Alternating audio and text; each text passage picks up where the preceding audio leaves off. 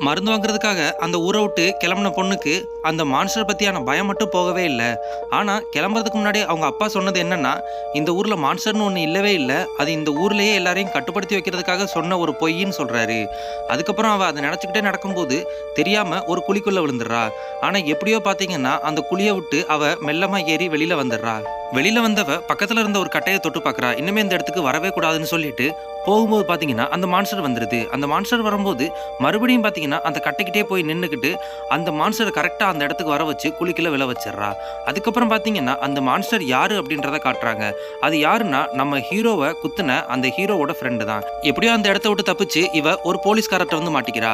அந்த போலீஸ்காரர் இவளை பார்த்தா பாவமா இருக்குன்னு சொல்லிட்டு அவகிட்ட இருந்த மருந்து சீட்டை வாங்கிட்டு போய் அவரே பார்மசில இருந்து மருந்தையும் எடுத்துட்டு வந்து கொடுத்துறாரு. கொடுத்ததுக்கு அப்புறம் இவ ஊருக்கு திரும்பிடுறா. ஆனா அந்த ஊர்ல இருக்கவங்க எல்லாம் அவ மான்ஸ்டர் அடிச்சு இறந்து போயிட்டான்னு சொல்றாங்க. ஆனா அதே நேரத்துல அவளும் திரும்பி வந்து அவனையும் காப்பாத்திடுறா.